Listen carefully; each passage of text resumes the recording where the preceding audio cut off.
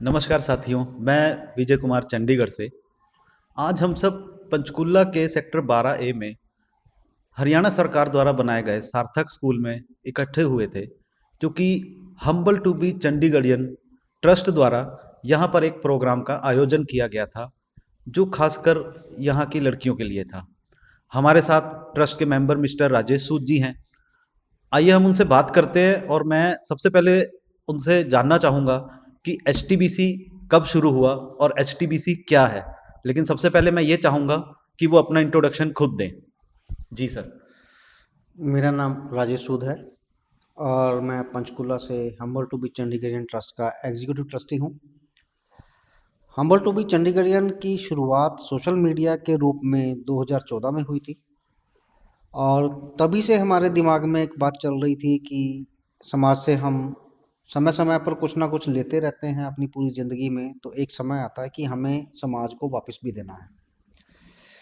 इसी विचार पर चलते हुए हम बिना रजिस्टर हुए सोशल एक्टिविटीज़ करते रहे और ये यात्रा चल कर के 2020 में हमने इसको as a trust, charitable trust register करवाया। इसके संस्थापक हमारे डॉक्टर हर्षवर्धन जी हैं, जो अमेरिका में न्यूरोलॉजिस्ट हैं, और मैनेजिंग ट्रस्टी हैं हमारे राजेंद्र मोहन कश्यप जी, और एग्जीक्यूटिव ट्रस्टी मैं हूँ राजेश सूद। इसी कड़ी में हमारे चेयरमैन थे लेट श्री सुभाष लूथरा जी।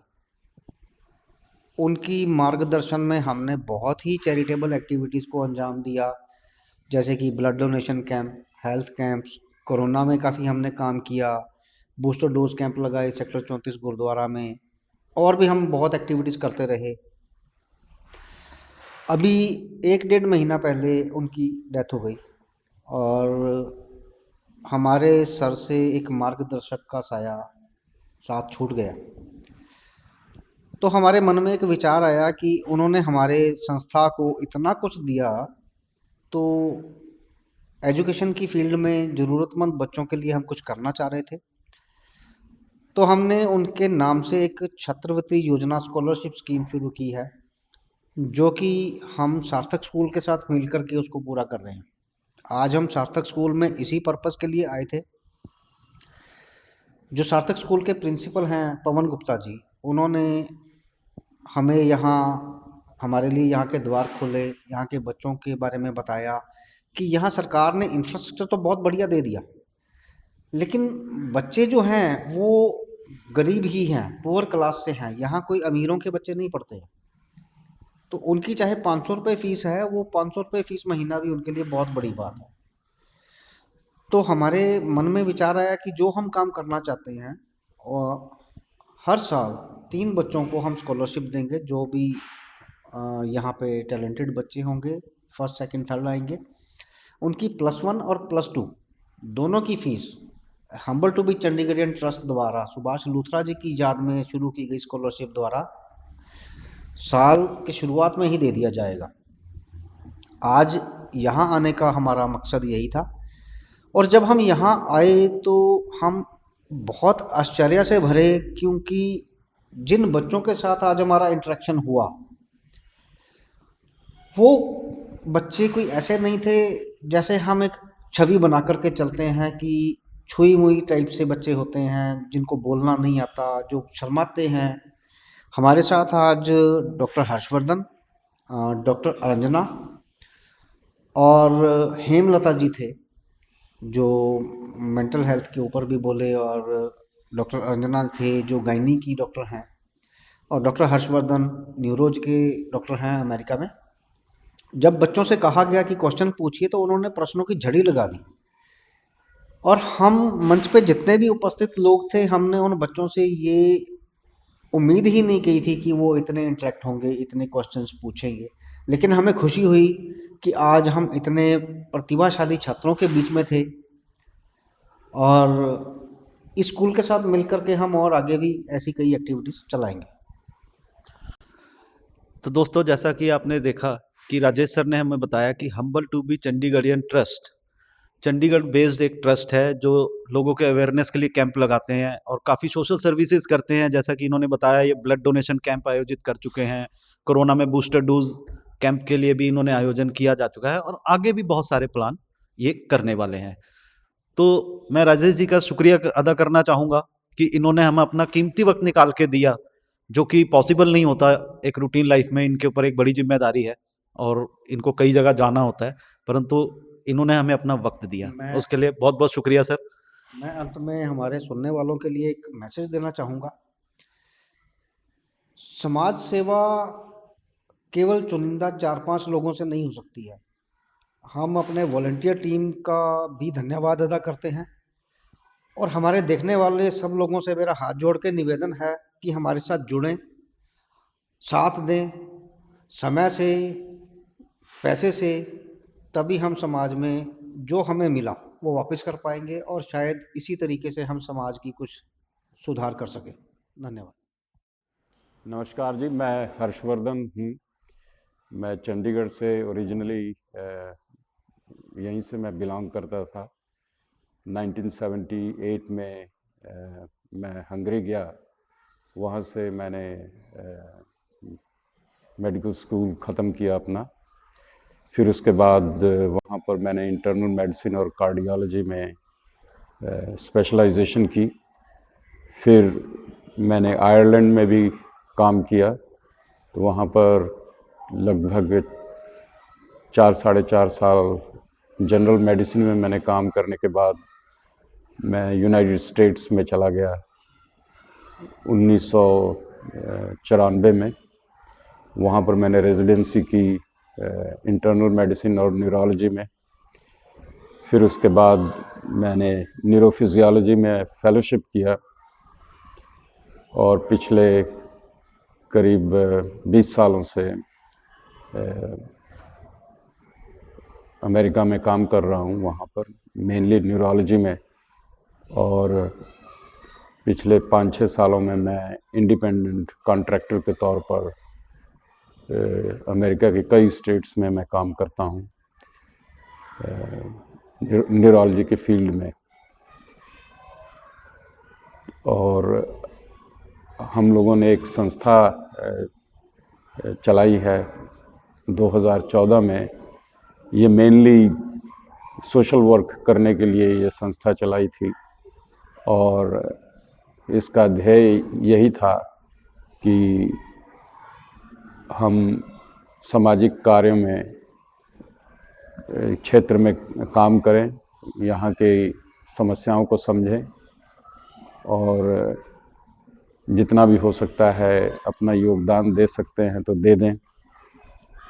गरीब बच्चों के लिए और गरीब लोगों के लिए और आम जनता के लिए जो भी ये हमारी संस्था कर सकती है वो ज़रूर करने की कोशिश करेंगे। आज स्कूल में हम लोग आए और यहाँ पर बच्चों से इंटरेक्शन हुआ। इन बच्चों का जो लेवल ऑफ कॉन्शियसनेस को देखकर मैं काफ़ी हैरान हुआ। इतने बढ़िया बढ़िया सवाल पूछे जो कि मेरी एक्सपेक्टेशन से को क्रॉस कर गए। आगे भी हम लोग करते रहेंगे और यहाँ पर हम लोग स्कॉलरशिप दे रहे हैं 3 बच्चों को और ये शुरुआत इसको हम कहेंगे और फ्यूचर में भी करते रहेंगे हम लोग। Thank you. Hello everyone, I am Dr. Aranjana Manhas. I am practicing gynecologist in Mohali and Chandigarh. I am working in Mohali and Chandigarh. आज HTBC को मैं थैंक यू कहना चाहूँगी। They have invited me to their event जहाँ पे हमने 9th to 12th के बच्चों से, गर्ल्स से इंटरेक्ट किया। And this age is very important जहाँ पे there are lot of changes which are going on physical, emotional, mental, and at this age girls are very reluctant in our culture. Girls usually they are very reluctant to speak about their problems, and इस event के through बच्चों ने interact किया। उन्होंने बहुत सारे questions पूछे जिनको हमने एड्रेस किया and we try to help them out. to cope with their mental issues, their stress issues, and obviously their physical problems also. So highly thankful to HTBC to give me this opportunity to interact with these girls, and I'm hopeful to attend more such events. Thank you so much. Hello everyone, मैं Hemlata Gautam, citywomagazine.com की editor. HTBC के आज इस programme के अंदर मुझे invite किया गया।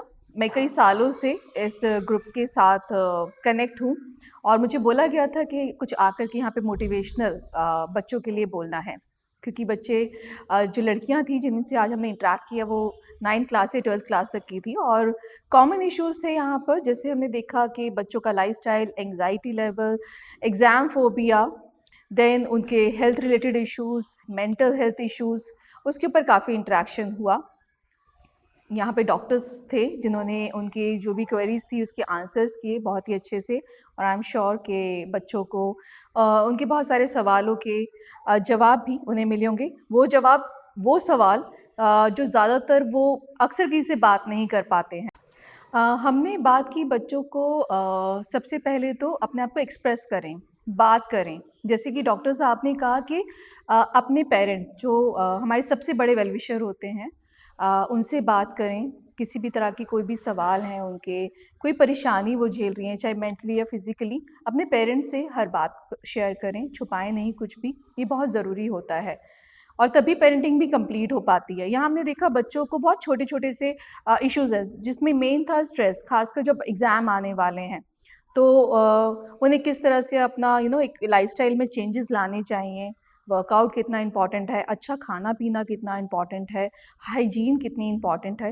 ये सभी चीज़ें जो हैं एक अच्छी हेल्थ और एक अच्छी मेंटल हेल्थ के लिए बहुत ज़्यादा ज़रूरी है, जिसके बारे में आज इस प्रोग्राम के अंदर बात की गई और उनको सभी इम्पॉर्टेंट फैक्टर्स के बारे में स्पेशलाइज्ड डॉक्टर्स ने सारी की सारी चीज़ें उन्हें बताई।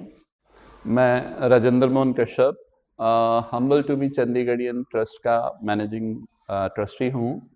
आज हमने यहाँ पे सार्थक स्कूल, सीनियर सेकेंडरी स्कूल है, आदर्श स्कूल है, ऐसा स्कूल कहीं पे नहीं है, पूरे इंडिया में नहीं है, और हरियाणा में ये पहला स्कूल बनाया गया। तो हमें यहाँ आने के लिए हमारे जो एग्जीक्यूटिव हमारे ट्रस्टी हैं राजेश सूद जी ने, यहाँ के प्रिंसिपल डॉक्टर पवन गुप्ता साहब से बात करी, तो उन्होंने हमें ये मौका दे दिया। हमारे लिए एक अच्छा एक्सपीरियंस है। हम स्कूलों में जाना चाहते हैं और बड़ी अच्छी खुशी की बात है कि उस दिन डॉक्टर साहब के कमरे में, डॉक्टर पवन गुप्ता साहब के कमरे में एक और प्रिंसिपल बैठे थे गवर्नमेंट स्कूल के। जब उन्होंने हमारी बातें सुनी तो उन्होंने कहा कि आप हमारे स्कूल में भी आके कार्यक्रम करिए। तो हरियाणा के एक और दूसरे स्कूल में भी हमें काम करने का मौका मिल रहा है, ऐसा मुझे लगता है। आज के प्रोग्राम के बारे में हमें बड़ी खुशी है। हमारे को प्रिंसिपल साहब ने 50 बच्चियाँ हमारे लिए उन्होंने कहा था कि इनको आपने टॉक देनी है। उसमें 9th क्लास की बच्चियाँ ज़्यादा थी, 11th क्लास की थोड़ी कम थी। उन्होंने कहा कि CBSE का है और इस वक्त बच्चे जो हैं एग्ज़ाम्स की तैयारियों में होते हैं, हमारा पहला सेशन है, हम बड़ी क्लास के बच्चे नहीं देंगे आपको।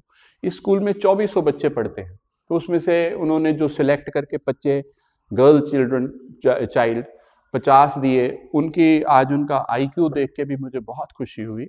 हालांकि ये एक आदर्श स्कूल है, मुझे लगता है कि वो बड़ा वैज्ञानिक उनका दृष्टिकोण है बच्चों का। उन्होंने जिस कॉन्फिडेंस से दोनों डॉक्टर से, जो डॉक्टर न्यूरोलॉजिस्ट है हमारे पैट्रन हैं हम्बल टू बी चंडीगढ़, इनके डॉक्टर हर्षवर्धन सिंह, उनसे क्वेश्चंस किए न्यूरोलॉजिस्ट से, और डॉक्टर अरंजना मनहास जो गायनेकोलॉजिस्ट हैं उनसे उनके जो फिज़िकल उनकी जो प्रॉब्लम्स हैं उसके बारे में ऐसे अच्छे क्वेश्चन किए कि मैं देख रहा था कि डॉक्टर साहब बड़ी लंबी टॉक देना चाहते थे, लेकिन हमारे पास टाइम की कंस्ट्रेंट थी। आज जो हमें टाइम दिया गया हमें उसी में ये वाइंड अप करना था, तो हमने बड़ी अच्छे से उसको वाइंड अप किया।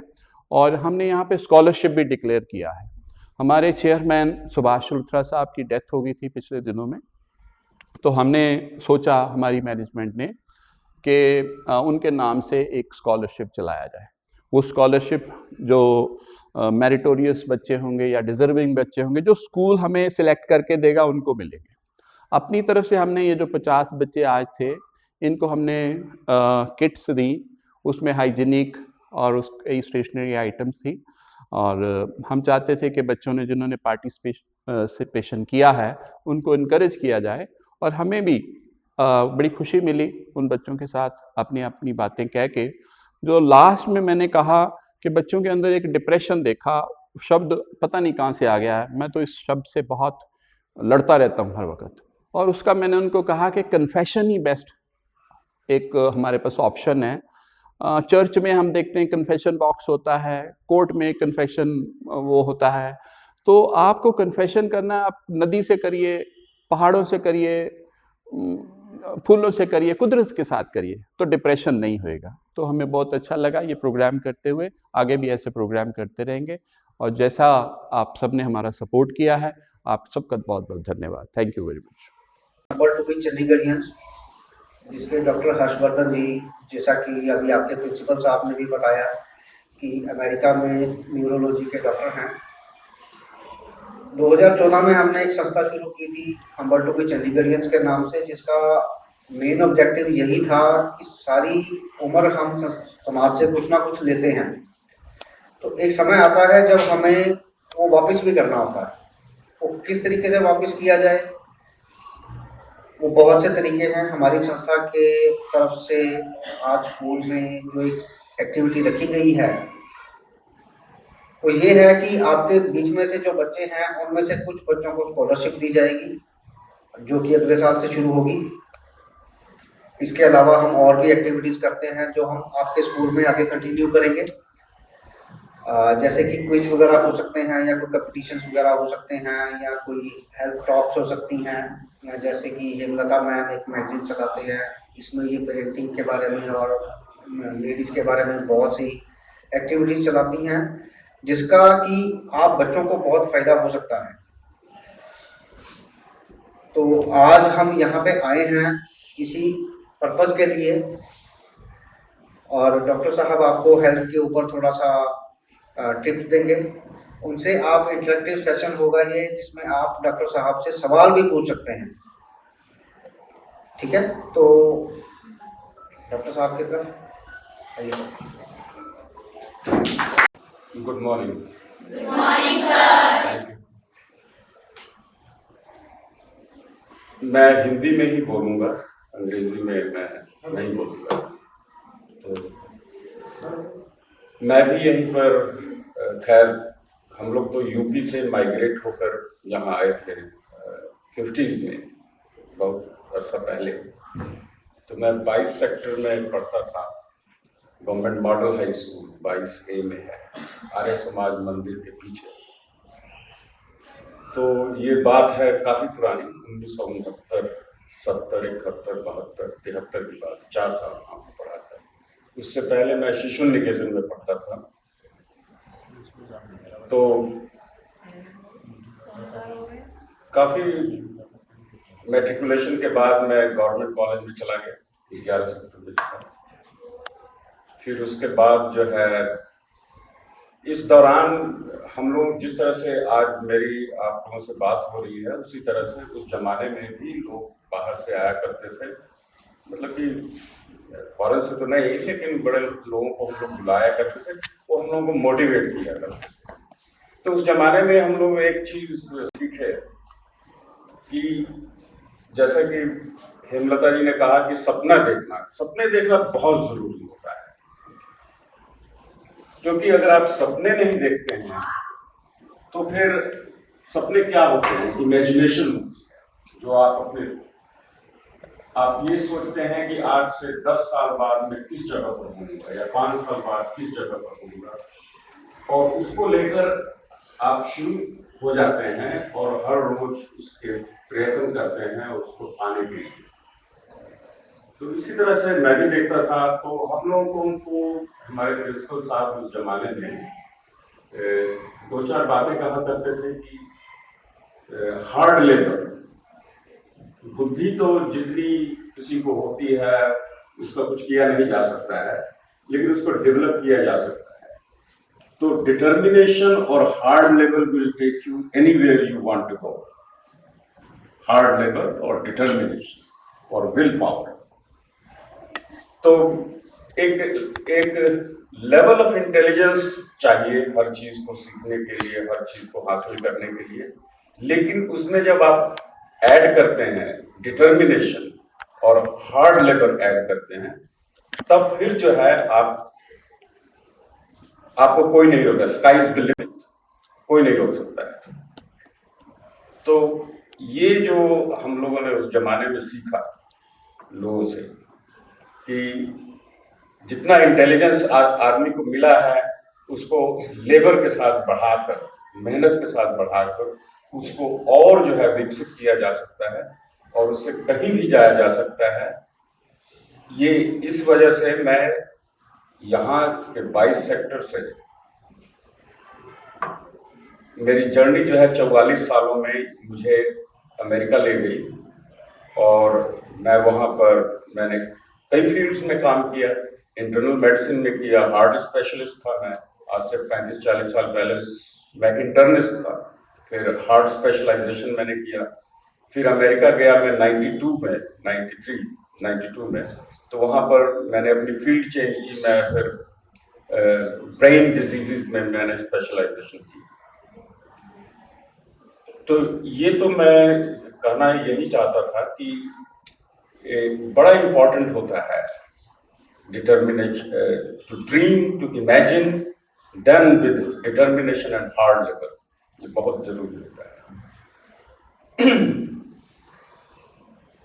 अब आप लोग जो है, मैंने कोई लेक्चर मैं देना नहीं चाहता हूँ किसी विषय के ऊपर। बोलने के लिए तो मैं बहुत कुछ मेडिसिन के ऊपर या बहुत सारी चीज़ों के ऊपर मैं बोल सकता हूँ, लेकिन बेहतर ये होगा कि आप मेरे से सवाल पूछें, मैं उसका जवाब दूंगा।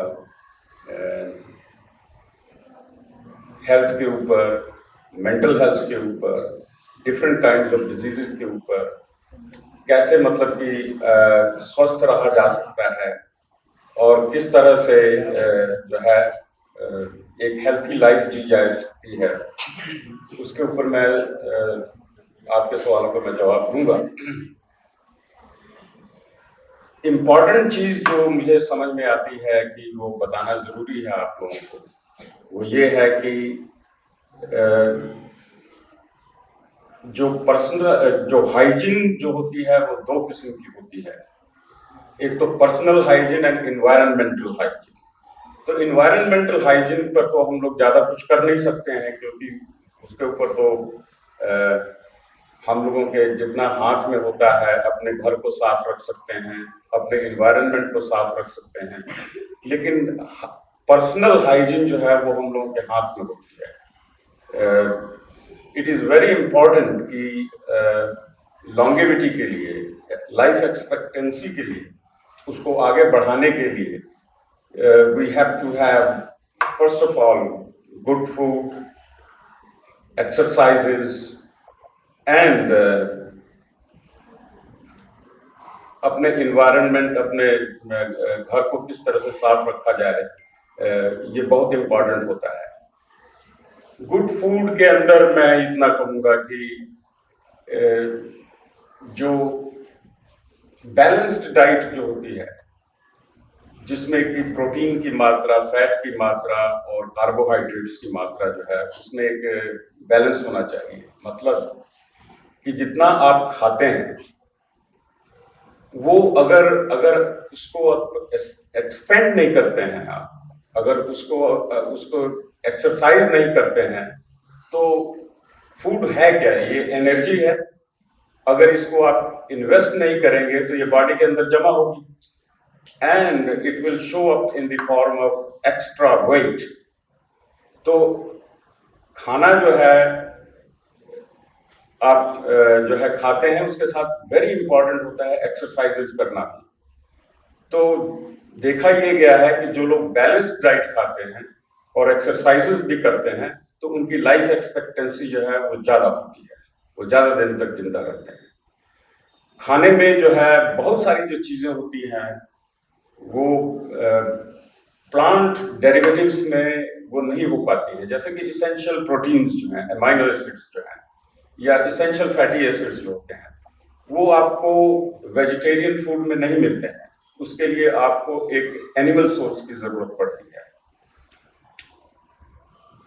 तो मेरे कहने का ये मतलब है कि vegetarian diet is good, but at the same time certain types of protein, certain types of fatty acids, there only the animal sources has to be there, क्योंकि वो बॉडी बना नहीं पाती, उनको सिंथेसाइज नहीं कर पाती है। तो इट इज इक्वली इम्पॉर्टेंट कि जितना आप वेजिटेबल जो डेरिवेटिव्स हैं आपके फूड्स के, उसके साथ थोड़ा सा मीट भी और मछली भी, ये सब चीज़ें भी खानी चाहिए, और उसी से आपको बैलेंस्ड डाइट बन पाती है। एंड जो एक्सरसाइजेज जो हैं, इट इज़ इम्पॉर्टेंट कि आप जो है कम से कम 15-20 मिनिमम जो है आधा घंटा जो है 40-45 मिनट आपको एक्सरसाइज करना चाहिए इन एनी फॉर्म। मोस्टली जो है कार्डियोवैस्कुलर जो एक्सरसाइजेज होती हैं, जैसे कि जॉगिंग, रनिंग, ये एक्सरसाइजेज जो हैं जिससे कि आपको हार्ट की ट्रेनिंग होती है। जॉगिंग, रनिंग से हार्ट की ट्रेनिंग होती है और लंग्स की ट्रेनिंग होती है, आपका वाइटल कैपेसिटी बढ़ता है। आपको जिस तरह से बॉडी को आप एक्सरसाइज कराते हैं, उसी तरह से आप जब दौड़ते हैं या मेहनत करते हैं या एक्सरसाइजेस करते हैं, तो आपका हार्ट रेट जो है वो बढ़ जाता है। तो हार्ट भी जो है वो पंपिंग जो है बॉडी में, जो सर्कुलेशन जो है उसको भी, उसका जब रेट बढ़ता है हार्ट का, तो उसकी भी एक्सरसाइज होती है, हार्ट की भी एक्सरसाइज होती है। तो इसलिए हार्ट जो है और ज्यादा स्ट्रांग होता है। और एक्सरसाइज करने से दो चीजें जो है बहुत अच्छी होती हैं बॉडी के लिए, जैसे कि आप कार्बोहाइड्रेट्स को बर्न करते हैं, एनर्जी को बर्न करते हैं, तो एक्स्ट्रा एनर्जी जो है वो आपकी एक्यूमुलेट नहीं होती है। डायबिटीज के चांसेस जो हैं वो बहुत मिनिमम हो जाते हैं आपके। और इसी तरह से हार्ट को जब आप एक्सरसाइज कराते हैं दौड़ने से या किसी भी किस्म की आइसोमेट्रिक या कार्डियोवैस्कुलर एक्सरसाइज, दौड़ना जो होता है वो बहुत अच्छा होता है बॉडी के लिए और हार्ट के लिए। लंग्स और हार्ट के लिए दौड़ना जो है वो बड़ा हेल्थी होता है। इससे इसका असर ये होता है कि आपको हाइपरटेंशन और डायबिटीज ये मतलब मैं ऐसा तो नहीं कहूंगा कि नहीं होता है, लेकिन इससे बॉडी को प्रोटेक्शन मिलती है कि आपको हाइपरटेंशन या आपका ब्लड प्रेशर जो है वो कंट्रोल में रहेगा और आपकी डायबिटीज भी कंट्रोल में रहेगी, क्योंकि hypertension and diabetes are the mother of all diseases. अगर आपको एक बार हाइपरटेंशन हो जाता है, डायबिटीज हो जाता है, तो इससे और कॉम्प्लिकेशंस जो है बॉडी में बढ़ती हैं। आपको आर्टेरियोस्क्लेरोसिस जल्दी होगा, आपकी जो है ब्रेन में जो है फैट जो है जल्दी एक्यूमुलेट होगा, हार्ट के अंदर फैट जल्दी एक्यूमुलेट होगा, जो सर्कुलेशन जो है वो जो वेसल्स जो है बॉडी के अंदर, आर्टरीज जो हैं, उनमें फैट्स का एक्यूमुलेशन ज्यादा होगा अगर आप एक्सरसाइजेज नहीं करते हैं तो। वैसे तो इतना मैं बोलना चाहता था डाइट के ऊपर और एक्सरसाइजेस के ऊपर। जो थर्ड जो चीज मैं बोलना चाहूंगा कि स्ट्रेस लेवल, जो जितने भी बड़े बड़े जो एडवांस्ड इंडस्ट्रियल कंट्रीज जो हैं, यूरोप और अमेरिका जैसे हैं, यहाँ पर स्ट्रेस लेवल बहुत ज्यादा हाई है। मतलब कि ऑल द टाइम अमेरिका तो ऐसा है कि अब मैं अपना एग्जांपल देता हूँ कि अगस्त से लेकर, लास्ट अगस्त से लेकर पिछले हफ्ते तक नॉन स्टॉप मैंने काम किया, every day without any Saturday और संडे मैंने काम किया। और मैं जो एक स्टेट में मैं काम नहीं करता हूँ, मेरे पास सारी अमेरिका के स्टेट्स के लाइसेंस हैं, तो मैं कई जगह पर काम करता हूँ। तो और वहाँ के अस्पतालों के अंदर जो लेवल ऑफ स्ट्रेस है बहुत ज़्यादा हाई है, और 12 से लेकर 14 घंटा डेली काम होता है वहाँ पर, और all the time you are on the run, you are on the go. तो अब स्ट्रेस जो है, स्ट्रेस का ये असर होता है कि जो ब्लड प्रेशर को जो है वो एलिवेट करता है। स्ट्रेस से सारा जो ब्रेन के अंदर जो ऑटोनॉमिक सिस्टम होता है, जो कि हार्ट को कंट्रोल करता है, ब्लड प्रेशर को कंट्रोल करता है और ब्लड की केमिस्ट्री को कंट्रोल करता है, यानी कि शुगर को भी, उसमें इम्बैलेंस आ जाता है। मतलब आपका जो बेस लाइन जो हार्ट रेट है वो हाई हो जाता है, तो आपको हाइपरटेंशन भी हो जाता है और हार्मोनल चेंजेस स्ट्रेस में ऐसे आते हैं कि आपका जो है सिंपैथेटिक सिस्टम जो है बॉडी के अंदर, वो आपका शुगर का लेवल भी हाई कर देता है। So the stress gives hypertension and diabetes both. तो इन कंट्रीज के अंदर, इंडस्ट्रियल कंट्रीज के अंदर, खासतौर पर यूरोप में तो इतना ज्यादा स्ट्रेस नहीं है जितना कि अमेरिका के अंदर है। Europe is like a laid back. वहां पर स्ट्रेस जो है it's not like United states. बहुत आराम से, मध्यम से काम होता है यूरोप के अंदर, इंग्लैंड वगैरह में, लेकिन अमेरिका में बहुत ज्यादा स्ट्रेस के साथ काम होता है। तो वहां पर जो लोग जो हैं, मिडिल क्लास के जो लोग हैं अमेरिका के अंदर, उनको डायबिटीज और हाइपरटेंशन बड़ा कॉमन होता है वहां पर स्ट्रेस की वजह से। तो अभी मैं इंट्रोडक्शन तो मैं इतना ही देता हूँ, बाकी बोलने के लिए तो मैं बोलता ही जाऊंगा। आप मेरे से सवाल पूछिए। Thank you for your attention. आप लोग के एग्जाम आने वाले हैं, स्ट्रेस होगा, आप लोग कैसे कवर कर सकते हैं? सर यहाँ बैठे शायद इससे अच्छा मौका नहीं मिलेगा। हमेशा आलस फील होता है, तो उसके लिए क्या करें, एनर्जेटिक कैसे रहें? जो भी क्वेश्चंस आपको एग्जाम हो गया है, आप लोगों को पूछ सकते हो। आप डॉक्टर साहब मैं पूछ सकता हूँ? मैं पूछ सकता हूँ? हाँ पूछिए। हाँ बिल्कुल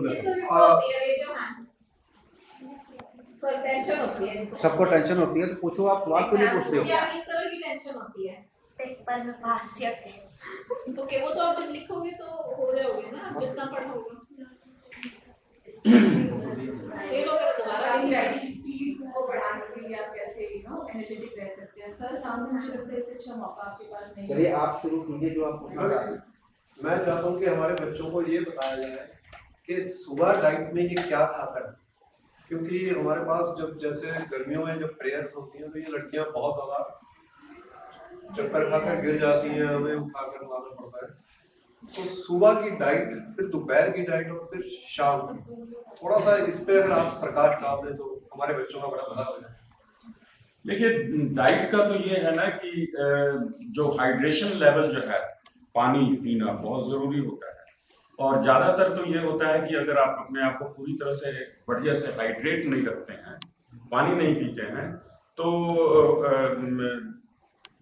उससे कॉम्प्लिकेशंस हो सकती हैं कि आपको ऑर्थोस्टैटिक हाइपोटेंशन हो सकता है। अगर आपका हाइड्रेशन लेवल नहीं है तो आप खड़े होते हैं, आपका ब्लड प्रेशर ग्रेविटेशनल इफेक्ट की वजह से वो नीचे आना शुरू होता है। तो आपका अगर बैकअप सिस्टम बढ़िया नहीं है, बॉडी जो है, होता क्या है कि जब आप खड़े होते हैं तो सभी का ब्लड प्रेशर जो है वो थोड़ा नीचे गिरना शुरू हो जाता है। लेकिन आमतौर पर यंग एज के अंदर हमारा एक बॉडी के अंदर ब्रेन के थ्रू एक होम्योस्टैसिस को कंट्रोल करने के लिए, जिसको कि हम कहते हैं, उसी समय हार्ट रेट भी बढ़ जाता है अगर आपका खड़े होते हैं और ब्लड प्रेशर जहाँ लो होता है, तो हमारा कंपनसेटरी सिस्टम जो है वो किक इन कर जाता है और उससे जो है आम लोगों का जो है वो कोई फर्क नहीं पड़ता है। लेकिन अगर आप डिहाइड्रेटेड है, पानी नहीं पिया है बढ़िया से और अपने आप को हाइड्रेट नहीं रखे हैं, तो आप में जल्दी असर इसका होगा कि अगर ब्लड प्रेशर अगर लो हो रहा है खड़े होते हुए, तो वो लो ही रहेगा एंड विद दैट इफेक्ट आप कोलैप्स हो सकते हैं, सिंकपी हो सकता है आपको। तो ये हाइड्रेशन इज वेरी इंपॉर्टेंट। उसके साथ खाना जो है, देखिए खाना तो आप कोई भी चीज खाएंगे, जैसे ब्रेड हो गया या वेजिटेबल्स हो गई या कोई भी चीज जो है, उसमें ऐसा तो हो नहीं सकता कि उसके अंदर कैलोरीज ना हो। चाहे आप रोटी या पराठे या जो भी खाना चाहते हैं या ब्रेड खाते हैं, उसमें कैलोरीज तो होती ही होती हैं। वेजिटेबल्स जो खाते हैं या एग वगैरह जो है, प्रोटीन का जो सोर्स जो होता है वो सबसे ज़्यादा प्रोटीन जो है वो आपको एग्स में मिलती है, और जो व्हीट होता है इसमें भी प्रोटीन होती है। और एनिमल सोर्स में मीट वगैरह जो खाते हैं, मीट भी दो किस्म के मीट होते हैं। एक तो मैमेलियन मीट हो गया, जिसको कि आप जो है गोट कह लें या मटन कह लें, ये कह लें, these are the full of proteins. इसमें ये भी होता है कि जैसा कि मैं पहले कह चुका हूँ कि बहुत सारे इसेंशियल जो अमीनो एसिड्स होते हैं वो प्लांट्स नहीं बिल्ड कर सकते हैं। कोलेस्ट्रॉल जो होता है वो प्लांट नहीं बना सकता है, उसमें वो मशीनरी नहीं है, सेलुलर मशीनरी नहीं है प्लांट्स में कि वो कोलेस्ट्रॉल को सिंथेसाइज कर ले।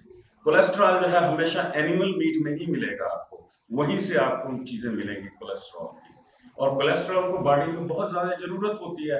अगर कोलेस्ट्रॉल बढ़ गया है तो वो भी नुकसान करेगा, वो आपकी जो नालियाँ जो हैं, वेसल्स जो हैं, उसमें एक्यूमुलेट हो जाएगा। तो कोलेस्ट्रॉल को बर्न करने के लिए exercise is the best thing. तो मेरे कहने का मतलब जो बैलेंस्ड डाइट जो है उसमें प्रोटीन होना चाहिए। प्रोटीन में भी अब जैसे फिश है, फिश में जो है इतने जो उनमें फिश में जो फैट होता है, फैट तो होता ही नहीं है, जो ऑयल्स जो होते हैं फिश के अंदर, those are very healthy thing. उससे ये होता है कि वो आप फिश जितना खाते हैं उसका जो ऑयल्स जो होते हैं फिश के, वो आपकी वेसल्स में जाकर वो क्लीनिंग का काम करती है। मतलब कि उसमें गुड कोलेस्ट्रॉल होता है, उसमें गुड फैट होता है फिश के अंदर। जो एनिमल मीट जो होता है उसके अंदर गुड फैट भी होता है, बैड फैट भी होता है। तो इसलिए जो है एनिमल जो मीट होता है उसको आप मतलब कि ओवर ईटिंग मत करें, उसकी जो है उसको बैलेंस करके फिश के साथ कंबाइन करके। बल्कि फिश जो है is the best food after the age 45 और 40। जो बढ़ती हुई बॉडी होती है, ग्रोइंग बॉडी को बहुत ज़रूरत होती है एनिमल सोर्सेज के मीट खाने के लिए। जैसे यंग एज 10 साल से लेकर 20, जो बॉडी जो है ग्रो करती है बॉयज़ में, वो 8 साल से लेकर 20 साल तक जितना ग्रो होना होता है वो ग्रो कर जाती है। फिर उसके बाद उनका हार्मोनल सिस्टम जो है वो वैसा नहीं रहता है। वो they can horizontally grow but they can not grow longitudinally. You understand what I mean? तो अब जैसे फीमेल्स का है, फीमेल्स का हार्मोनल सिस्टम किकिंग होता है 9-10 के बाद, अराउंड 9 के बाद। उनका फिर जो है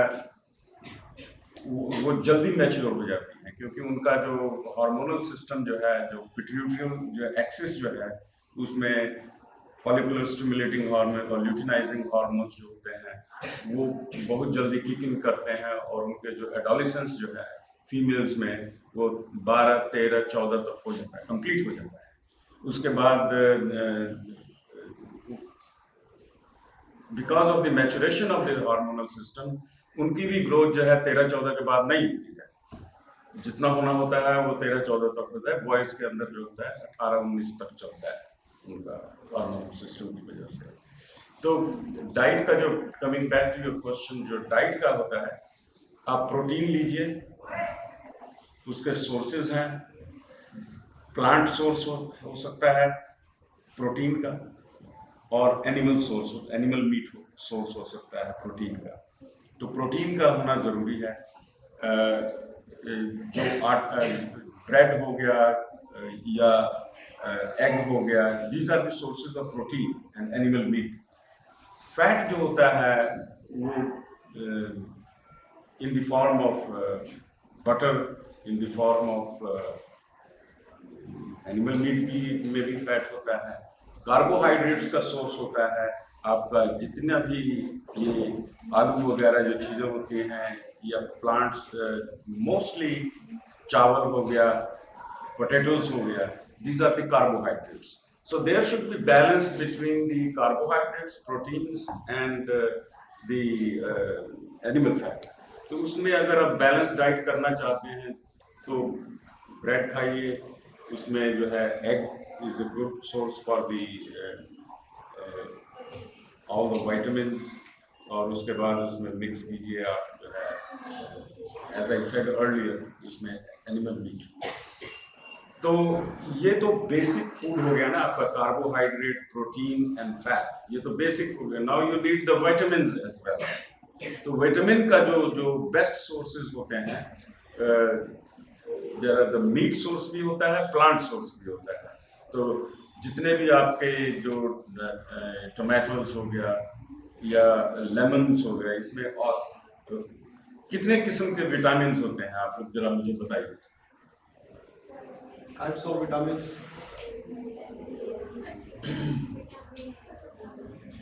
एक्चुअली इनके सिलेबस में हट गया है, हमारे सिलेबस में होता है इनके सिलेबस में। हाँ, तो विटामिन्स मैं बताता हूँ।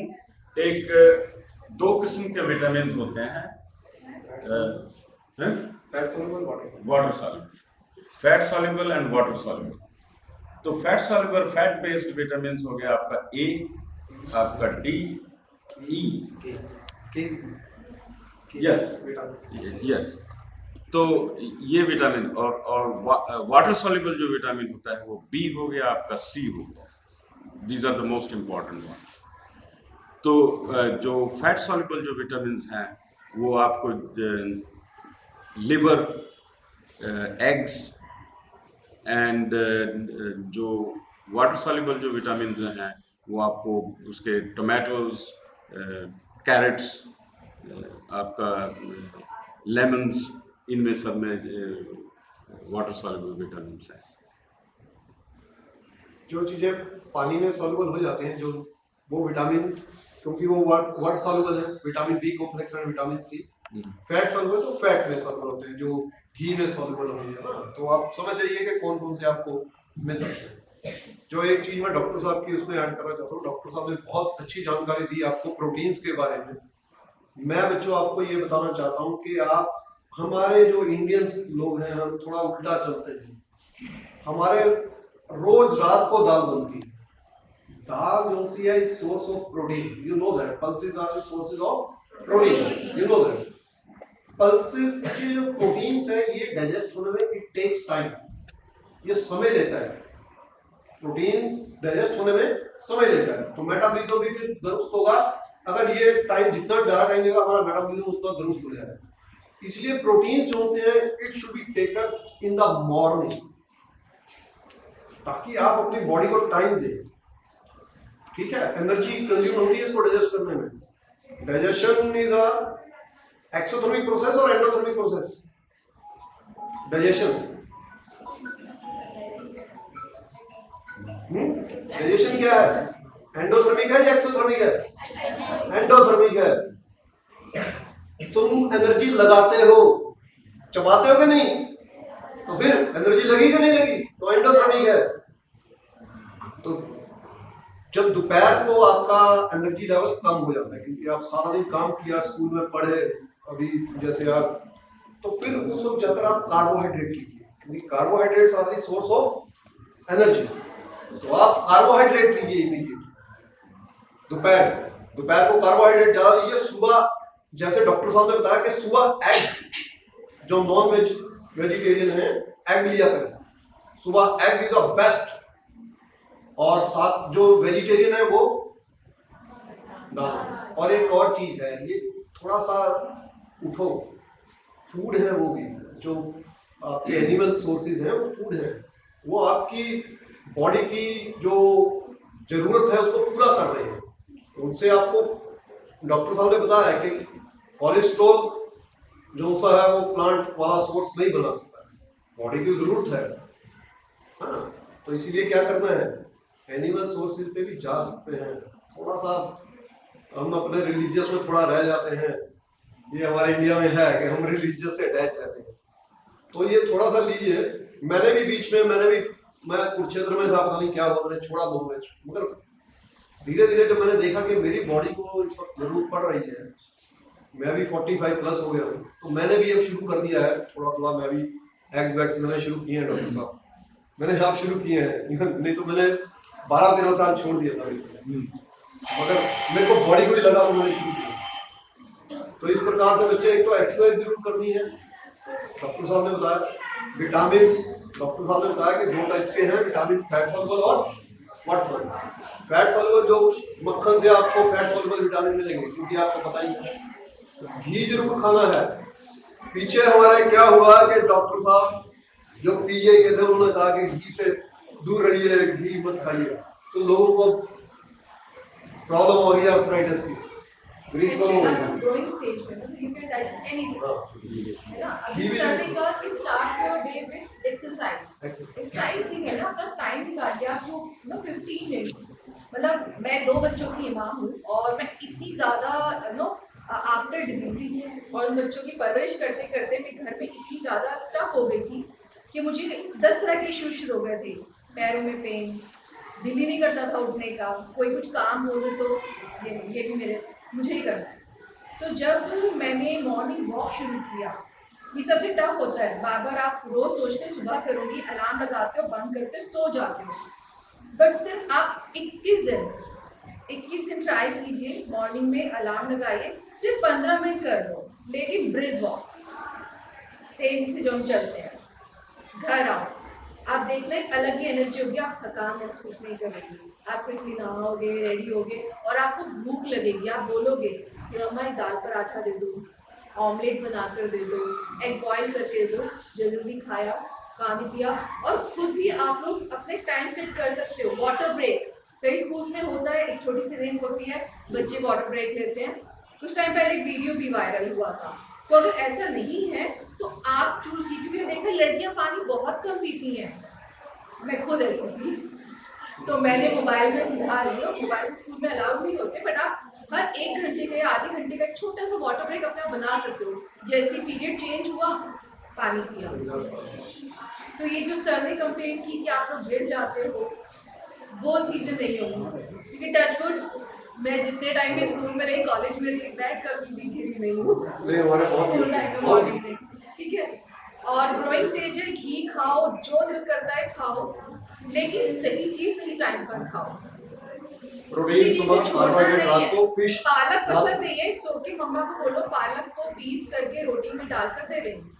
मेथी पसंद नहीं है, पीसो, आटे में घोल लो और पराठा खाओ, है ना। क्योंकि 2 बच्चे हैं ना, मुझे पता है कैसे सब्जी होती है। बिल्कुल ठीक कह रहे हो। अब ये सब्जी तो खानी नहीं है, खाना ही नहीं है, तो दाल में डाल दो। और गर्ल्स में ये प्रॉब्लम बिल्कुल होती है, जैसे मैंने बताया कि आफ्टर एक बच्चे को बर्थ देना, जो वो एक अपना ही जन्म होता है, और उसके बाद जो कॉम्प्लिकेशन, जो प्रॉब्लम शुरू होती है, इसलिए पहले ही सेहतमंद रहिए, पहले ही अच्छी एक्सरसाइज अपने शरीर को ऐसा बनाइए, क्योंकि ये तो गवर्नमेंट ये तो नेचर का ही है, गॉड का ही है कि बर्थ आपकी तरफ से ही हो सकता है, मेल तो नहीं कर सकता, है ना। तो ये तो जो भी कह लीजिए, डिस्क्रिपेंसी कह लीजिए, जो भी कह लीजिए, नेचर ने आपको, नेचर ने गर्ल्स को दिया है, तो पहले स्ट्रॉन्ग बन जाइए। आप अपना ख्याल रखिए, तभी आप अपने आगे फ्यूचर और फैमिली का ख्याल रख पाएंगे। हमारी जो गर्ल्स है सबसे ज्यादा एनीमिक होती है, वो रीजंस आपको पता ही है कि क्यों होती है। तो आयरन की इनको टैबलेट्स दी जाती हैं हर वेडनेसडे को, by the government, provided by the government. और फोलिक एसिड, हाँ folic acid, iron plus folic acid, वो फोलिक एसिड करो, वुमेन हॉर्लिक्स डालो, जैसे पसंद है वैसे लो। गरम दूध पसंद नहीं है, मुझे तो बिल्कुल पसंद नहीं है, शेक बनाओ। मैं तो इनको ये भी आइसक्रीम डालो उसके ऊपर। मैं तो इनको ये भी कहता हूँ, क्योंकि हमारे जो मतलब जो बच्चे आते हैं, मिडिल क्लास के आते हैं या लोअर मिडिल क्लास के आते हैं, या सर मैं गवर्नमेंट स्कूल से पढ़ी हुई, तो ये मतलब जैसे सेब बहुत कॉस्टली है, नहीं अवेल कर सकते, तो गाजर खा लें। डॉक्टर बोलते हैं कि आप सीजनल फूड कर रहे हैं। सीजन, अगर जो कॉस्टली है उसमें छोड़ दीजिए, सस्ता भी मिल जाता है। ये खाना जरूरी नहीं है, अगर सीजनल नहीं है। और प्लांट्स की जितनी भी वेजिटेबल्स हैं या फ्रूट्स, कोई जरूरी नहीं है कि महंगे फ्रूट में ही विटामिन है, सस्ते फ्रूट्स में भी उसी किस्म के विटामिन हैं जो कि महंगे फ्रूट्स में है। इम्पॉर्टेंट चीज़ ये है कि जब हम प्लांट्स को या वेजिटेबल्स को जब हम कुक करते हैं तो बहुत सारे विटामिन जो हैं वो अनस्टेबल होते हैं, वो एक ख़ास टेम्परेचर में जाकर वो ब्रेक डाउन कर जाते हैं। तो जो जो रॉ वेजिटेबल्स जो हैं उनमें a lot of enzymes, vitamins वो उनमें इंटैक्ट रहते हैं। उनको कुकिंग के बाद जो है वो चूँकि बड़े नरम किस्म के होते हैं वो डाई आउट हो जाते हैं, एक ब्रेक डाउन कर जाते हैं एक ख़ास टेम्परेचर पर जाकर। तो कच्ची चीज़ों को खाना बहुत ज़रूरी है, उसको क्लीन कर लेना चाहिए। उसको क्लीन करके खाने से जो बहुत सारी चीज़ें जो कुकिंग से डिस्ट्रॉय हो जाती हैं वो कच्ची चीज़ों में उसी तरह से मिल जाती हैं, बॉडी को मिल जाती हैं। अमीनो एसिड्स जो होते हैं उन्हीं से प्रोटीन बनती है, अमीनो एसिड से। तो 25 किस्म के अमीनो एसिड्स होते हैं जिसमें से 4 इसेंशियल अमीनो एसिड्स होते हैं। वो अमीनो एसिड्स जो हैं वो बॉडी नहीं बना सकती है और उनका सोर्स जो है वो एनिमल मीट ही है। तो उसको आपको वहीं से मिल सकता है, एनिमल मीट से ही मिल सकता है।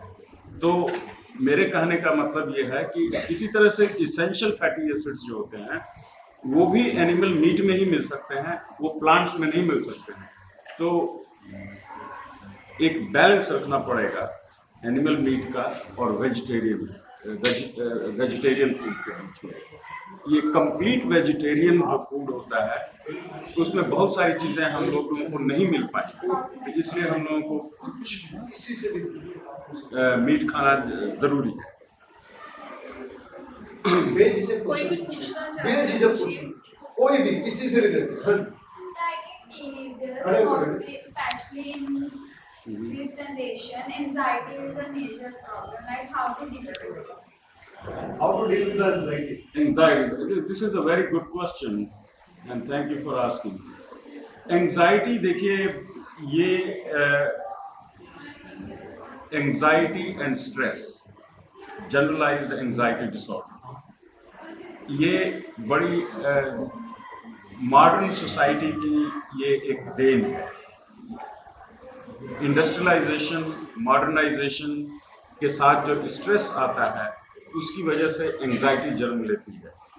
और इसको डील कैसे किया जाए, जो अब जैसे मैं किस तरह से डील करता हूँ, I do the relaxation techniques. Yoga is very good thing to reduce the anxiety and the stress levels. आप योगा जरूर देखिए, उसको लर्न कीजिए योगा। हालांकि मैं I am not the right person to teach yoga, क्योंकि मैं योगा जानता नहीं हूँ।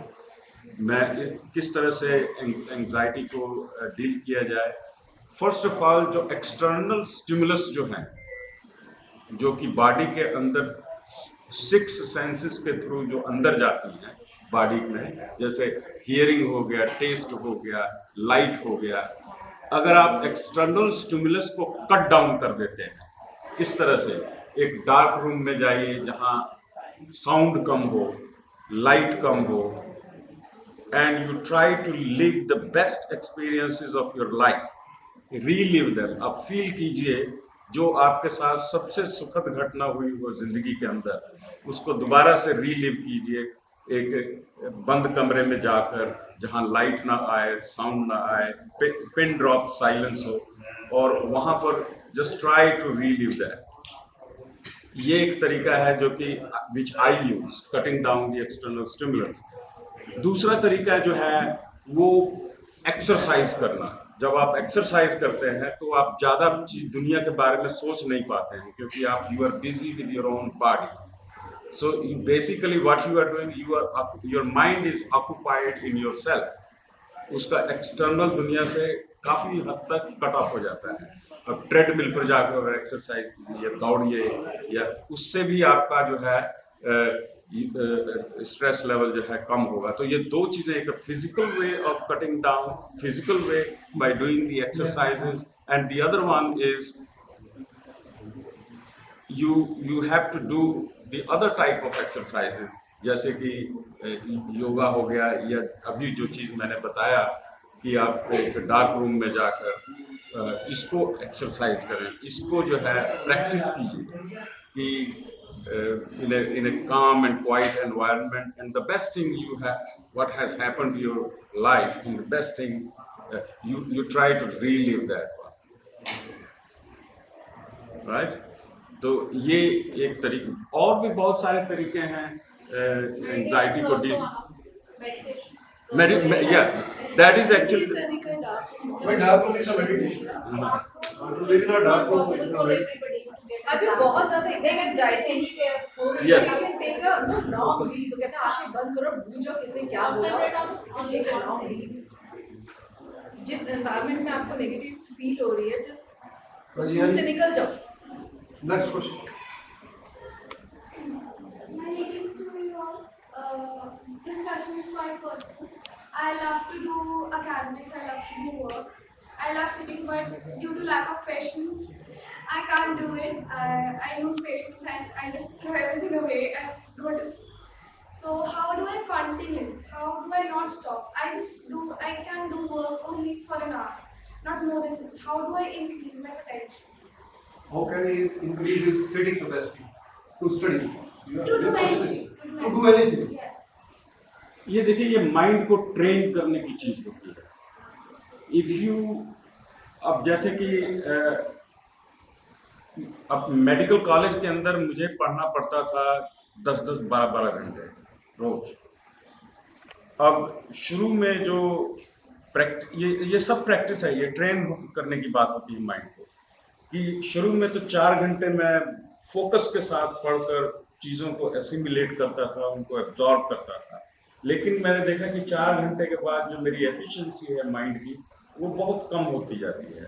और 6 घंटे पढ़ने के बाद तो वो पढ़ा नहीं पढ़ा वो सब तो ये माइंड को ट्रेन करने की बात होती है। And how you can train it? By practising it more and more. जिस तरह से आप किसी भी चीज के लिए, if you want to run a marathon, you have to train your body, you have to do it every day, something and train your body, run. इसी तरह से पढ़ने को भी आपको अपने माइंड को ट्रेन करना पड़ता है by practicing it every day. if you are giving a gap, अब जैसे इस उम्र में मैं अगर 2 दिन एक्सरसाइज नहीं करता हूँ तो I feel so weak, I feel so sick. तो मुझे रोज एवरी डे मुझे एक्सरसाइज करना पड़ता है। मेरे घर में एक I have my own treadmill. सुबह उठकर 5 बजे, 5 या 5:30 बजे तो मैं 1 घंटा ट्रेडमिल पर चलता हूँ नीचे जाकर।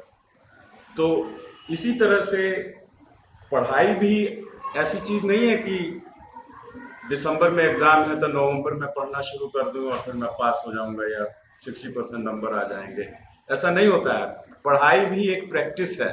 You have to do it every day. Mind की भी एक एब्जॉर्ब करने की कैपेसिटी है। आखिरी के 1 महीने में पढ़ लेने से आप नहीं एब्जॉर्ब कर सकते हैं। आपको डेली जो है थोड़ा बहुत करते रहना पड़ेगा।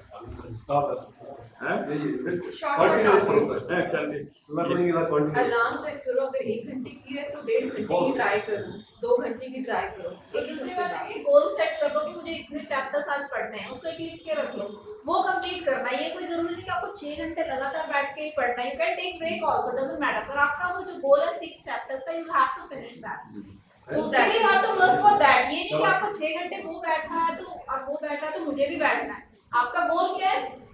6 चैप्टर्स को फिनिश करना है। तो आपको मतलब चाहे आप ब्रेक लेके फिनिश करो या कैसे करो, मुझे शाम को 6 बजे तक वो फिनिश करना है। जितना भी टारगेट बना लो उसके ऊपर वर्कआउट करो। ये नहीं कि मुझे कुछ सीखना है खुद को, नहीं, कोई जरूरत नहीं है इतना कुछ करने की। That is the thing, है ना? मैं एक और इसमें ऐड करूंगा कि जब मैं यहाँ पढ़ता था प्री यूनिवर्सिटी, प्री मेडिकल, तो उस समय क्या हमारी कैपेसिटी थी? 2 घंटा पढ़ते थे और लास्ट के 3-4 महीने में पढ़ते थे। जब मैं मेडिकल कॉलेज में गया मैंने कहा कि इतना ज़्यादा ह्यूज कोर्स है ये तो हो ही नहीं सकता है कि लास्ट के 3 महीने में पढ़ के हम कर जाएं, ये हो ही नहीं सकता था। तो हमने खुद देखा कि ये तो डेली पढ़ना पड़ेगा और 2 घंटे पढ़ के नहीं बात बनती, फिर इस तरह से 4 घंटे फोकस करने, प्रैक्टिस करने से मैं 4 घंटे तक अपनी कैपेसिटी ले गया कि 4 घंटे में जो है। My name is Reena.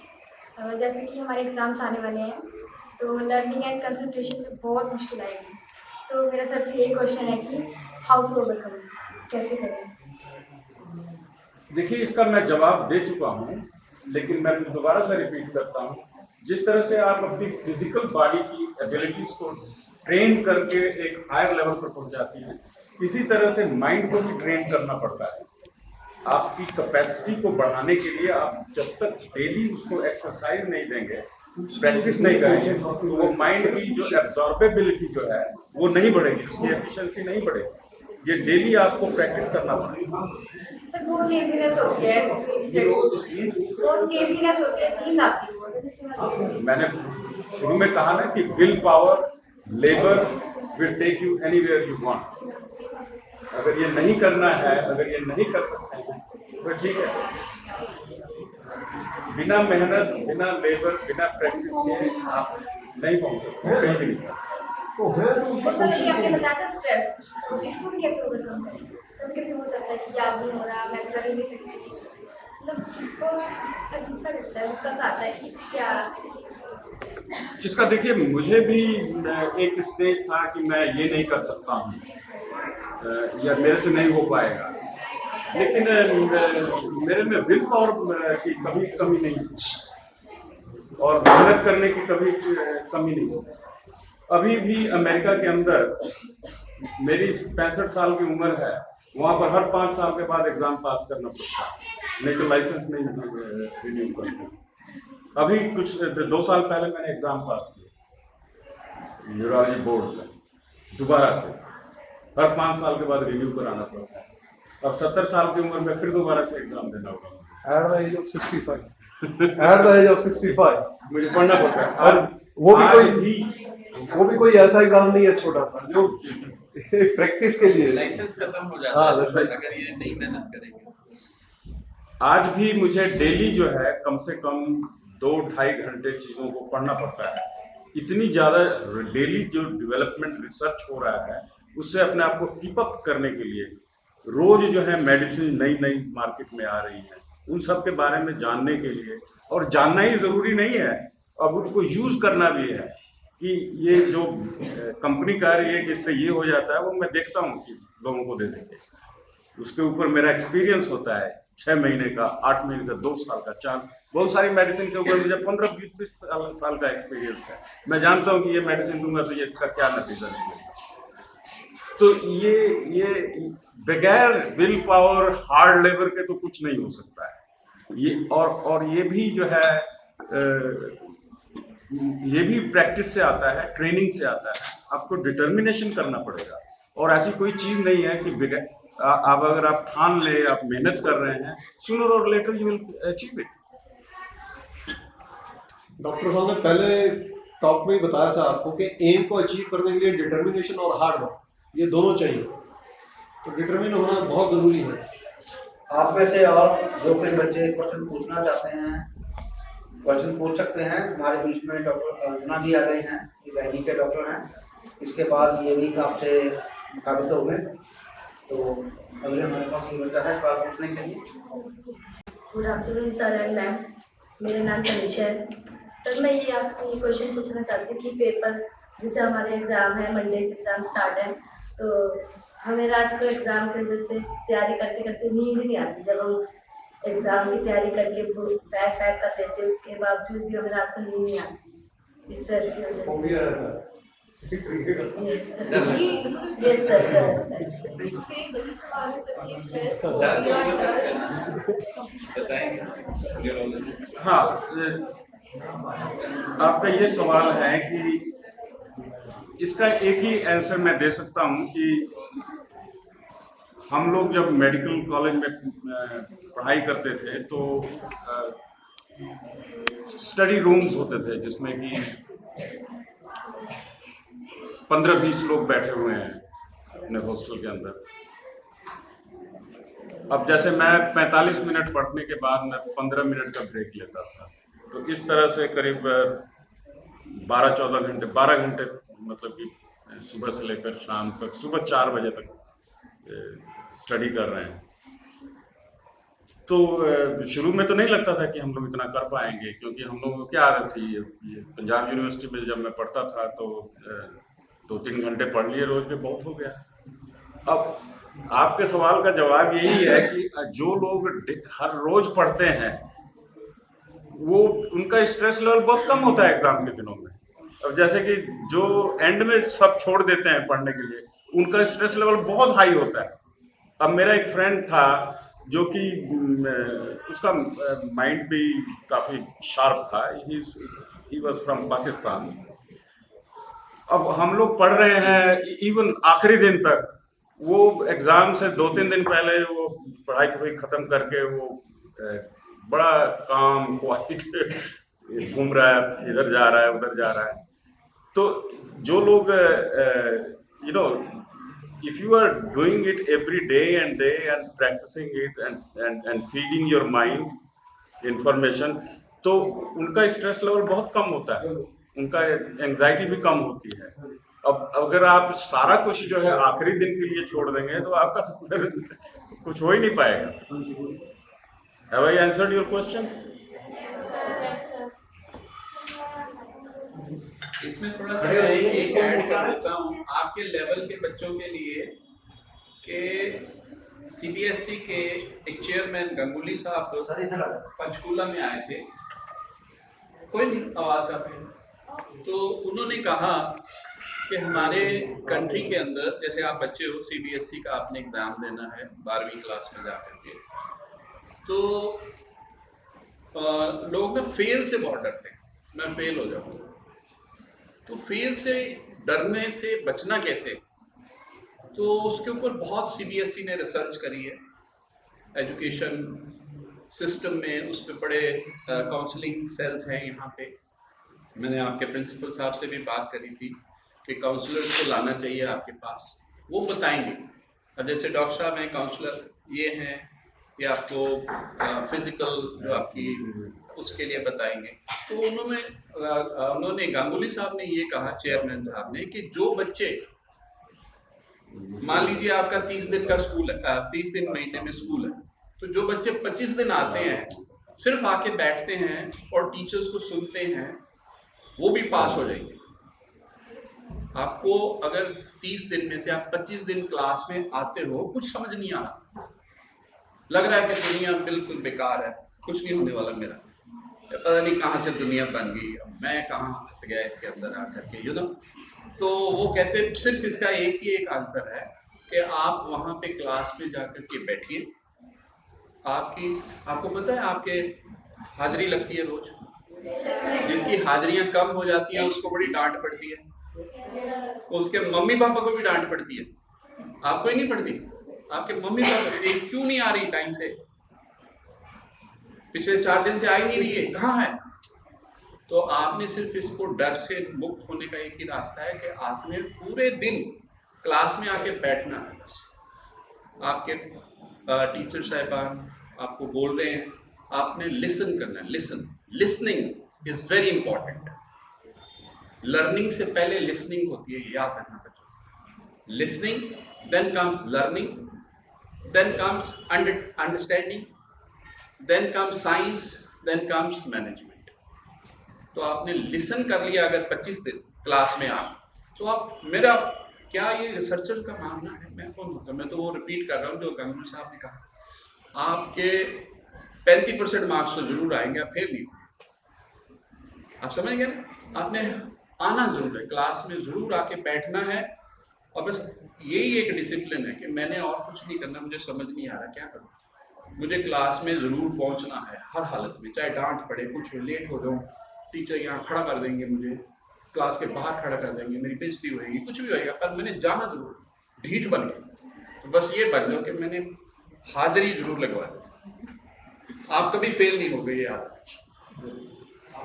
Fail या पास होना we have to strive to excel. ये सिर्फ पास होने की बात नहीं है, ये बेस्ट रिजल्ट्स प्रोड्यूस करने की बात है, एक्सेल करने की बात है। 35% का स्ट्राइव करना उसके लिए वो एम नहीं होना चाहिए मेरी समझ से, क्योंकि अगर आप एक्सेल करना चाहते हैं तो हो सकता है कि आपकी फर्स्ट डिवीजन आ जाए फिर, या 55% आ जाए। So unless you put 100% from yourself, you cannot expect the good results. और जैसे कि पहले मैं ये भी आप भी बात करें। My greetings to everyone again. This is my second question. My name is Angel, and this question popped up in my mind right now. I was thinking out loud. In this age, we are facing puberty, right? And we face a lot of insecurities, our physical changes. So how do we deal with that? I know that it is fine. There are many types of bodies, there are many faces. You all are beautiful, but still sometimes we feel insecure. And sometimes that thing pinches me. So that was the question. Thank you. पहले physical ये बता देते हैं, फिर वो आपको neurological बताएंगे।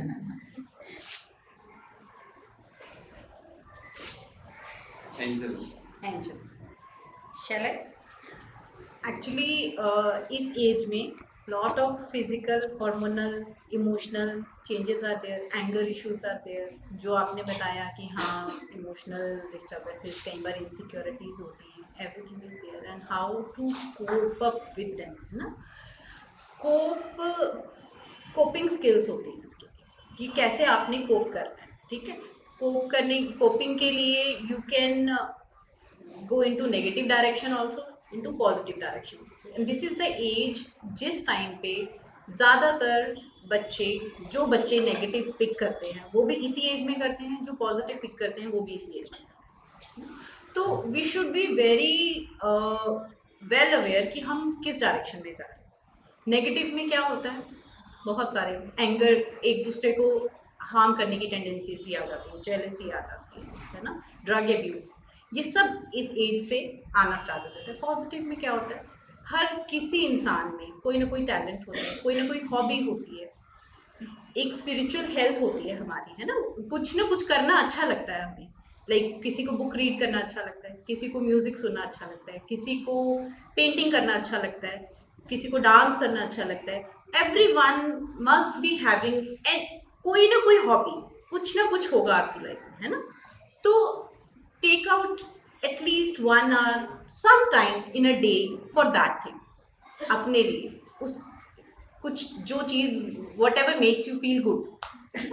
तो ये एक तरीके से ये एक पॉजिटिव डायरेक्शन में जाने के लिए, और उससे आप रिफाइन भी होगे उस चीज़ में, आप एक्सप्लोर भी करोगे, एक्सप्लोर योरसेल्फ, है ना, हर तरह से कि हम क्या कर सकते हैं। जब भी किसी नेगेटिव डायरेक्शन में, जब भी किसी चीज़ की तरफ नेगेटिव फीलिंग आना स्टार्ट हो, तो आप अपने अंदर जो पॉजिटिव है उसके ऊपर फोकस करो, उस डायरेक्शन में जाओ। एंड जब आप उस डायरेक्शन में एक slowly, gradually, every day when you do that thing, आपकी अपने आप फोकस एक अलग डायरेक्शन में चला जाए, है ना। यू शुड प्रायोरिटाइज कि क्या आपके लिए इम्पोर्टेंट है। फिजिकल चेंजेस वो होते हैं, दोज आर वेरी नॉर्मल, वो आपको पता है। Education is the best thing, है ना, कि आपको पता होना चाहिए कि आपकी लाइफ में इस टाइम पे चेंजेस होंगे, and these are very normal, these are physiological. And इस चीज़ के लिए जैसे अब एक बड़ा ही इम्पॉर्टेंट चेंज फिजिकली अगर हम कहेंगे, जो आप लोगों का एज ग्रुप है, इस टाइम पे पीरियड स्टार्ट होते हैं, मेंस्ट्रुएशन जो हम कहते हैं, है ना। तो we should be very open, हमें अपने रिलेशंस, अपने फ्रेंड्स, अपने कोलीग्स, अपने पेरेंट्स, उन सब से बात करनी चाहिए, उससे रिलेटेड भी, even about your mental issues जो आपको फील हो रहा है, देयर शुड बी समवन। एक बहुत इंपॉर्टेंट चीज़ है कि हम अपने पेरेंट्स या अपने से बड़े, अपने टीचर्स, कहीं भी कोई भी आप इश्यूज फेस कर रहे हो जो आप एक्सप्लेन नहीं कर पा रहे, जो आपको समझ नहीं आ रहा है कि ये हमारे साथ हो क्या है, वो सबसे इम्पॉर्टेंट है कि आप अपने से किसी बड़े या अपने किसी फ्रेंड, कोई अगर आपका बहुत क्लोज फ्रेंड है जो कि आपको लगता है कि वेल विशर है आपका, आप उससे भी डिस्कस कर सकते हो। आप अपने पेरेंट्स जो हैं, चाहे वो आपको डांटेंगे, चाहे वो आपको मारेंगे, पर जो आप पेरेंट्स के लिए हो, मतलब वो आप अभी सोच भी नहीं सकते।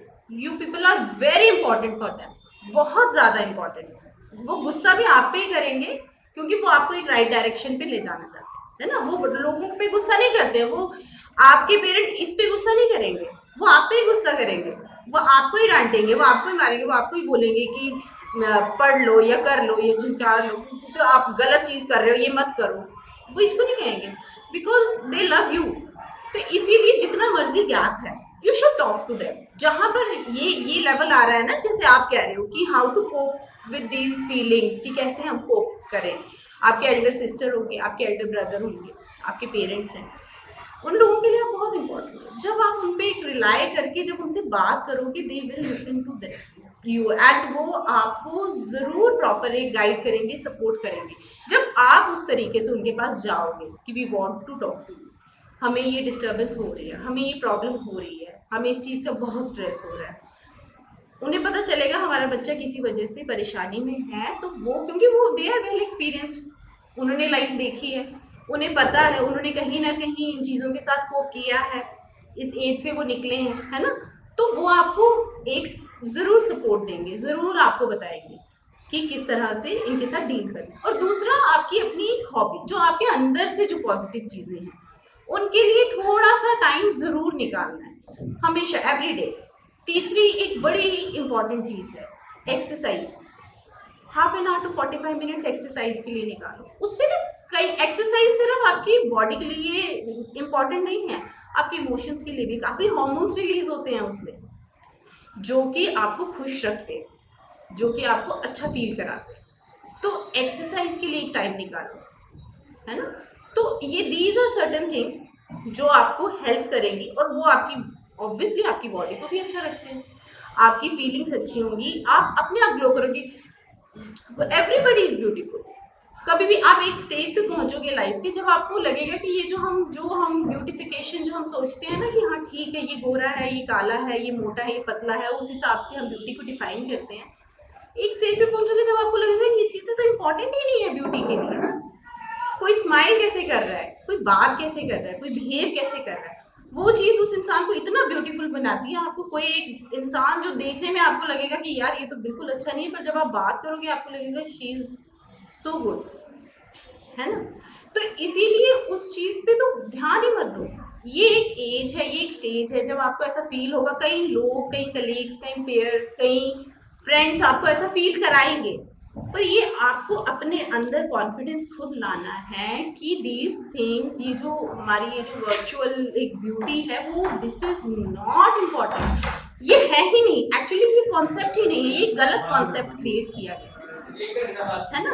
जब एक्सरसाइज करोगे आपकी बॉडी भी शेप में रहेगी, आपके हार्मोन्स भी कंट्रोल में रहेंगे।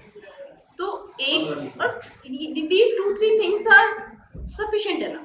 उसके अलावा तो आपके पास टाइम ही नहीं होगा, पढ़ना भी है, उस पर भी फोकस करना, एंड गोल हमेशा बना के चलो, है ना, कि हमें वो अचीव करना है। एग्जाम भी है तो हमें क्या अचीव करना चाहते हो, वही क्या पास होना चाहते हो, आप बेस्ट करना चाहते हो। और एंजाइटी, वही रेगुलरली अगर आप पढ़ोगे एंजाइटी नहीं होगी। और रात को सोते टाइम आप बस सोचो जो आप बेस्ट कर सकते थे वो आपने कर लिया। अब कल एग्जाम में क्या आएगा, you can not help it, आप कर ही नहीं सकते। और जो एंजाइटी है वो जो आपके अगर 10 आउट ऑफ 8 आने होंगे ना, उसको भी 5 पे लेके जाएगी। वह एंजाइटी आपकी परफॉर्मेंस को कम ही करेगी। तो इसीलिए, और उससे डील करने के लिए भी ये चीज़ें हैं।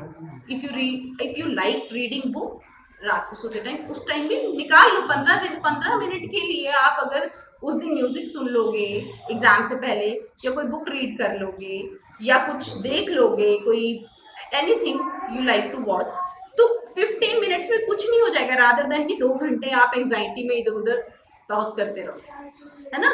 अपने माइंड को रिलैक्स करो और सोचो कि अब जो बेस्ट आप कर सकते थे आपने कर लिया, अब आपने परफॉर्म करना है।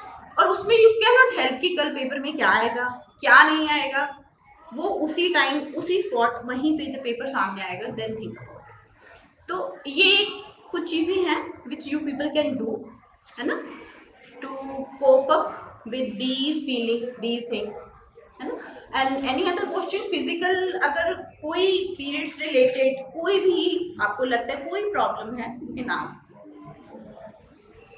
नहीं, पहले तो एक बहुत इंपॉर्टेंट चीज, this is really very very normal, है ना, आप सब बड़े हो गए हो और you should be very free to talk about it. Mother से नहीं, father, brother, everybody should know this is something very normal, है ना. ये एक बड़ी नॉर्मल सी चीज़ है जिसमें कई बार कुछ प्रॉब्लम्स भी होती हैं विच यू शुड नो कि अब डिस्कस करना. कई बार क्या होता है कि हमने अभी आपकी एज में नहीं, आगे जाते जाते भी कई बार प्रॉब्लम्स फेस करती ही रहती हैं, फीमेल्स करती रहती हैं. जब वो एक्सट्रीम में पहुंच जाती हैं देन दे डिस्क्लोज कि यार हमें मम्मा ये प्रॉब्लम हो रही है, पापा ये प्रॉब्लम हो रही है. तो फिर वो उस स्टेज पे पहुंचने से पहले if you discuss, if you share, तो ज़्यादा सफ़र नहीं करना पड़ेगा. तो you should feel free to ask any question you feel, है ना, asking about anything. ठीक. Good afternoon, Madam. I'm present here. Firstly, I want to thank sir to answer my previous question perfectly and help me out. My second question is about, like, we are facing problems of PCOD in this generation, and due to that we got weight gain and hair loss and all. So I want to PCOD, yes, is very common nowadays. और common होने का reason सिर्फ ये नहीं है कि PCOD common हो गया है, एक्चुअली डायग्नोज भी फ्रिक्वेंटली हो रहा है because people are becoming aware कि ये सिम्टम्स आ रहे हैं. वही चीज़ जो मैंने आपको बोली, now girls are talking to their parents, या कि यार पीरियड्स डिले हो गए, आ ही नहीं रहे, 2 महीने हो गए नहीं आए, या हैवी आ रहे. पहले एक रिलक्टेंस की वजह से ये डिस्क्लोज ही नहीं होता, और दूसरा कि पेरेंट्स भी हेजिटेट करते थे, टैबू जैसा था, 3 महीने 4 महीने से पीरियड्स ही नहीं आ रहे, पता नहीं क्या प्रॉब्लम है गर्ल में. तो वो वाली चीज़ें अब थोड़ी कम हो गई हैं, थोड़ा सा डायग्नोसिस इंक्रीज हो गया, but it is increasing now days. Reason भी हमारी डाइट, हमारा लाइफस्टाइल ये चेंज हो गया. पहले से आजकल हमारे पास ज़्यादा कन्वीनियंस है. पहले जो हम स्टेयर्स चढ़ते थे अब हम लिफ्ट ही लेते हैं, है ना. पहले हम जो साइकिलिंग करके आते थे अब हम गाड़ियों में चलते हैं. तो जो आपका लाइफस्टाइल है, और दूसरा जो जंक है फूड जो हमारा है, जंक फूड हमारी डाइट में नोइंगली अनोइंगली इंक्रीज हो ही गया है ना. जो रिफाइंड फूड है वो अगर हम ऐसे जंक नहीं लेंगे, पर जो घर में खाना आ रहा है वो भी रिफाइंड फूड ज़्यादा आ रहा है ना. Unrefined is better and healthy. तो वो ये कुछ फैक्टर हैं जिस वजह से PCOD या कुछ भी हार्मोनल इम्बैलेंस जो इंक्रीज हो रहा है. PCOD is actually not a disease, वो एक सिंड्रोम आप कह सकते हो जिसमें मल्टीपल एस्पेक्ट्स आर देयर. सबसे जो कॉमन उसमें चीज़ है दैट इज, आपको ऐसे समझ नहीं आएगा, हार्मोनल इम्बैलेंस. अगर मैं बड़ा स्पेसिफिकली हार्मोन्स का नाम लूँगी आप लोग कंफ्यूज हो जाओगे.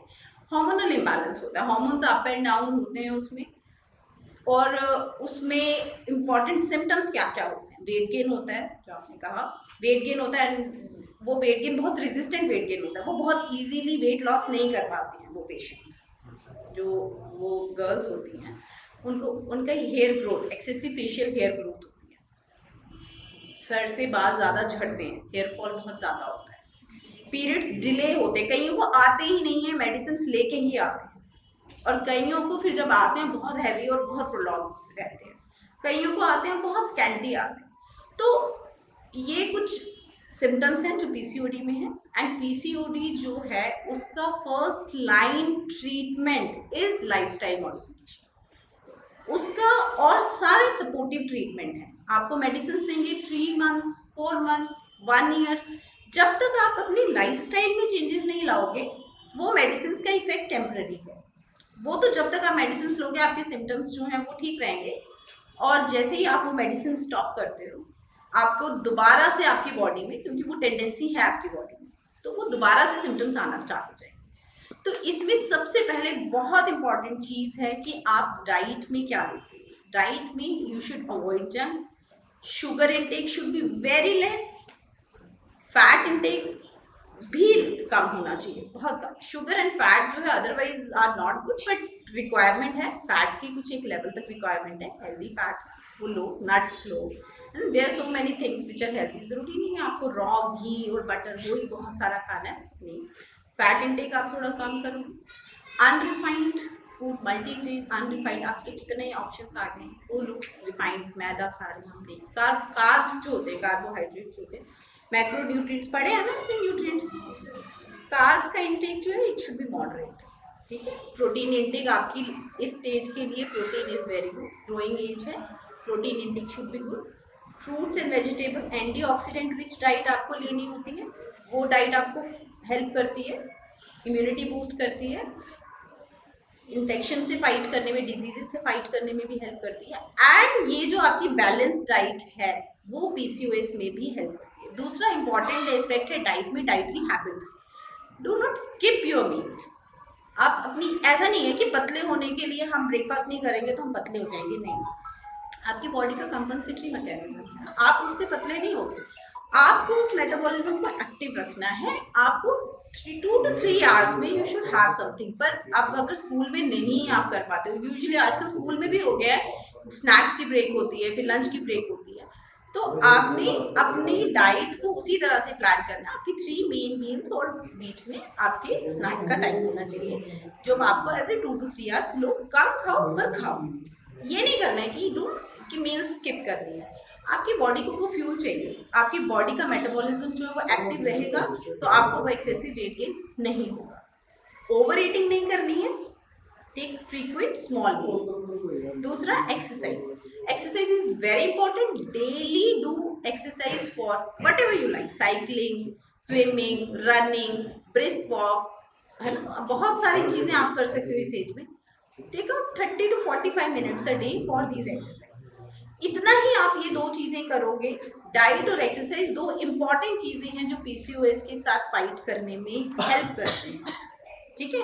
तो वो इम्पॉर्टेंट जो आपका क्योर या कह लो ट्रीटमेंट है, दिस इज लाइफस्टाइल। आप मेडिसिन हम देते हैं वो सिम्टम डायरेक्टेड होती हैं, लाइक किसी के पीरियड्स अगर इरेगुलर है तो उसको रेगुलराइज करने के लिए दे देते हैं। अगर किसी का वेट गेन बहुत ज़्यादा है, इंसुलिन सेंसिटाइजर देते हैं कि वो हेल्प करे उसको वेट लॉस करने में। वो एक विशियस साइकिल को ब्रेक करने के लिए होता है, बिकॉज इसमें क्या होता है, इंटर रिलेटेड। आपकी बॉडी में फैट है, उसमें हार्मोन प्रोड्यूस हो रहे हैं, वो आपके यूट्रस पे एक्ट कर रहे हैं, है ना। वो एक तरीके से वो एक साइकिल बना होता है जिसको हमें ब्रेक करना होता है। तो मेडिसिन सिर्फ उसके लिए दी जाती है, उसके अलावा इसमें मेडिसिन का और कोई बहुत ज़्यादा रोल नहीं है। सबसे ज़्यादा रोल इसमें आपका लाइफस्टाइल का है, ठीक है। तो वो अभी तो आपके पास टाइम, इस टाइम पे तो आप बहुत इजीली वो चीज़ें, और ये लॉन्ग टर्म में ये चीज़ें, कोई भी ऐसी मेडिसिन नहीं है। एक्सरसाइज हर किसी के लिए अच्छी है, हमें भी करनी चाहिए, हर किसी को करनी चाहिए। डाइट एक बैलेंस्ड, एक हेल्दी डाइट हर किसी को लेनी चाहिए। तो ये कोई भी ऐसा तूफान नहीं है। तो पीसीओएस इसलिए हम उसको डिजीज कंसीडर ही नहीं करते, वो हमारे लिए डिजीज नहीं है। पर लेकिन ये है कि हाँ, डेफिनेटली वो पेशेंट को कहीं ना कहीं डिस्टर्ब कर रही होती है, वही कोई इम्बैलेंस होता है जिसे आप अगर एक टाइम तक कंट्रोल नहीं करोगे, आगे लॉन्ग टर्म में प्रॉब्लम्स होने के चांसेस होते हैं। लॉन्ग टर्म में देयर आर सर्टन रिस्क जो पीसीओएस वाले पेशेंट में होते हैं, वो अभी हम नहीं डिस्कस करेंगे, आप डर जाओगे। बट देयर, अगर आप इस चीज़ को नहीं ठीक करके चलते हो, after 10-20 years, after 40s, there are certain risks कि diseases के to get certain diseases like diabetes का रिस्क इनमें ज़्यादा होता है, काफ़ी चीज़ों का रिस्क जो है पीसीओएस पेशेंट में ज़्यादा होता है। रीज़न भी अगर आप इस टाइम पे कंट्रोल करके नहीं चलेंगे, ठीक है। सेटिस्फाइड? आज आपके बीच 2 डॉक्टर उपस्थित हैं, डॉक्टर हर्षवर्धन जी न्यूरोलॉजी से और डॉक्टर अंजना गायनी से। इन लोगों के साथ आप लोगों की जो इंटरेक्शन आज रही है, उसके बाद आप में से कितने लोग डॉक्टर बनना चाहते हैं? वेरी गुड, बताइए। एक हाथ ठीक से ऊपर खड़ा कीजिए। एक बच्चा डॉक्टर बनना चाहता है, कोई और? 2-3 खड़े होने शुरू हो बड़े ऊपर भी आ गए, 2 और आगे, बाकी लोग वो कोई बैच भी बनना चाहता है आयु बजे का। तो आप लोगों को बहुत बहुत धन्यवाद, आपने हमें टाइम दिया बेटा, आपके टेम्पोज हम वेट कर रहे हैं। आप सभा की से यहाँ उपस्थित हुए हैं और हमारा मेन ऑब्जेक्टिव था कि आप में से कुछ एक जो बच्चे हैं उनको स्कॉलरशिप प्रदान की जाए, जो कि जैसा कि हमने पहले बताया कि अगले साल से शुरू हो जाएगी। और इसके लिए मैं आपके प्रिंसिपल साहब पवन कुमार गुप्ता जी और दर्शन सिंह जी, प्रेम सिंह जी जो आपके फाइन आर्ट्स के टीचर हैं, और सुनील अरोड़ा जी, इनका बहुत धन्यवादी हूँ। और आप लोगों से आज इंटरेक्शन करके मैं आपके जो शिक्षक हैं, जो अध्यापक हैं, उनका बहुत तारीफ करना चाहूँगा कि मुझे बहुत कम देखने को मिलता है कि बच्चे इतने इंटरेक्टिव होते हैं, ऐसे क्वेश्चंस पूछते हैं। ये एक बहुत बड़ी बात है जो आप लोगों में है। आप लोगों के लिए हम कुछ किट्स भी तैयार करके लाए हैं। मैं डॉक्टर हर्षवर्धन जी, अंजना जी, हेमलता जी और हमारी अंजना मैम से गुजारिश करूंगा कि आप लोगों को एक किट दें। एक दिन बैठे बैठे मुझे मेरी जिंदगी बुरी लग गई। एक दिन बैठे बैठे मुझे मेरी जिंदगी बुरी लग गई, जिसे बनाने में मेरे माँ बाप की जिंदगी लग गई।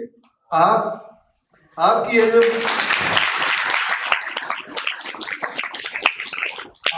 में बच्चे डिप्रेशन में जाते हैं बीच में। कई बार लगता है कि ये जिंदगी क्या है। कई बार तो उस वक्त सोचना है अपने माँ बाप के बारे में, जिनकी जिंदगी लग गई है तुम्हारी जिंदगी बनाने। मुझे पता है मेरी छोटी छोटी बच्चियां हैं, वो बीच में ही पॉटी कर देती तो मैं उठा कर लेके जाता था, धोता था। मैंने कभी जिंदगी में सोचा नहीं था कि मेरे माँ बाप ने भी तो मेरे लिए ऐसा किया होगा।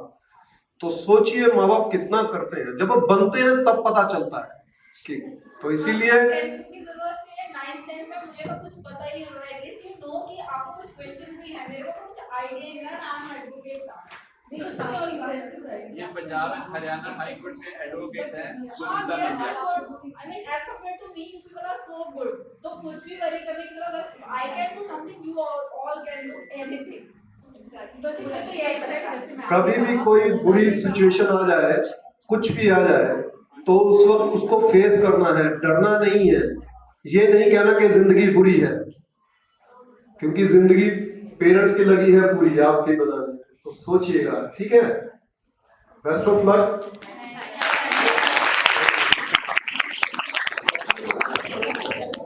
लास्ट वर्ड मैं भी कहना चाहूंगा, बेटा सुनिए जरा। हेलो, आजकल एक शब्द ना डिप्रेशन डिप्रेशन डिप्रेशन, ऐसा फजूल का शब्द हमारी जिंदगी में आ गया। ऐसी कोई चीज नहीं होती।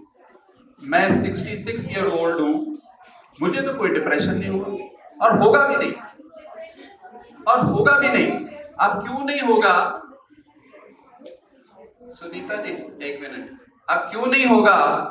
क्योंकि मैं अपनी जिंदगी के साथ हमेशा कन्फेशन करता हूं।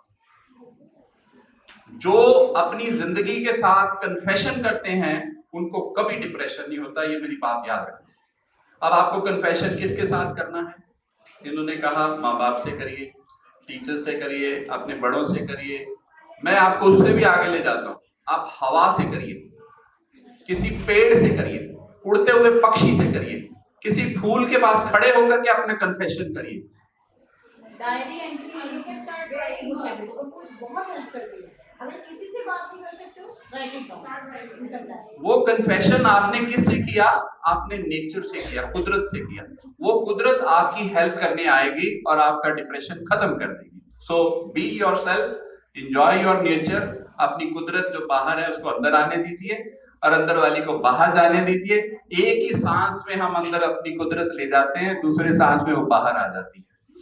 खींचो और छोड़ो, आना आने दो जाने दो, और नो डिप्रेशन।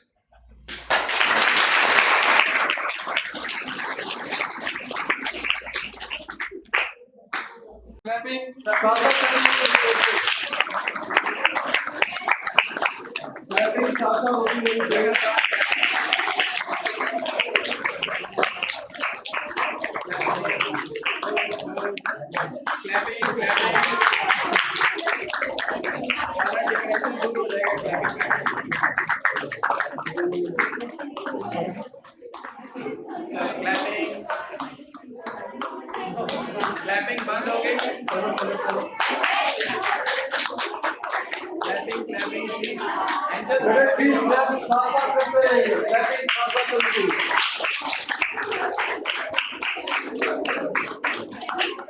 क्लैपिंग बंद नहीं होनी चाहिए।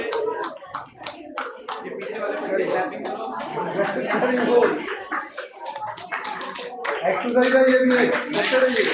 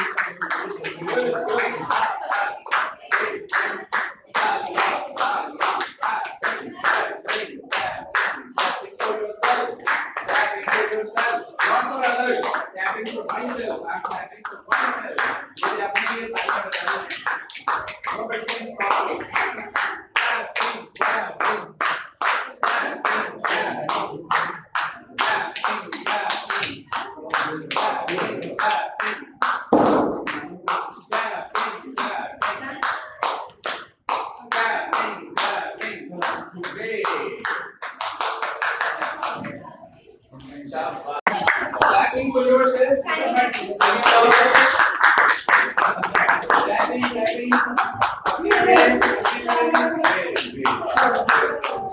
Clapping.